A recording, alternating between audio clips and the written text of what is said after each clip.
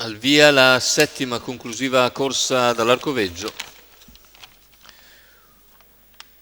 Confronto sul miglio, categoria G, in 11 al via, Donders, Zebrina, Verduzzo MDM, Coriolano Pel, Atos dei Veltri, Bumpito of West, seconda fila, Sisi Pax, Amore Stecca, Zodiaco Dorial, Zilla Jet, Brillantissim. Favori per Brillantissim al rientro, numero 11, Antonio Di Nardo, macchina che stacca con Coriolano Pel veloce, sbaglia Verduzzo numero MDM, 3 Verduzzo velocissimi MDM anche Bumpito of squalificato. West e Brillantissim dalla seconda fila, che scatta subito e si porta in breve numero su 10 Coriolano Zilat Pel. Jet squalificato. Anche Zilat Jet subisce la squalifica, intanto attacca, Brillantissim va su Coriolano Numero Pel 1 Donders e squalificato. si avvantaggia, squalifica anche per Donders. Serie di rotture e Brillantissim intanto ne ha approfittato per assumere l'iniziativa, 28,8 però la spesa con il numero 11 per sopravanzare Coriolano Pel, che era stato il più svelto al via,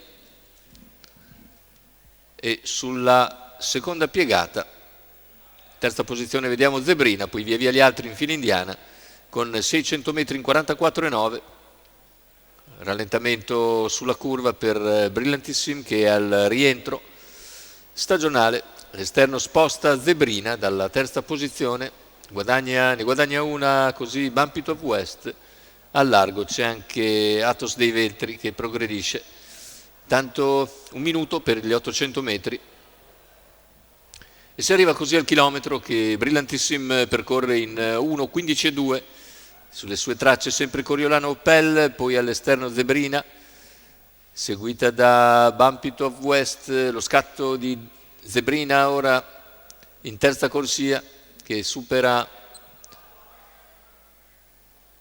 cavallo all'esterno e si porta al sediolo di Brillantissim che però accelera,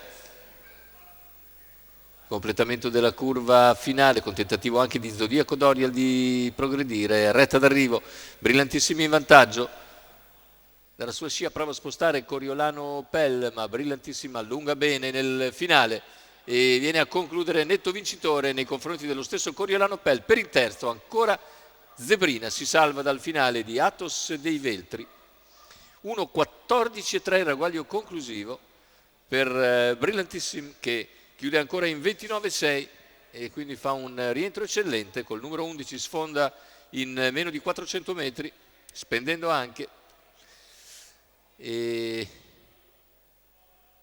in retta d'arrivo allunga ancora bene per concludere facile vincitore.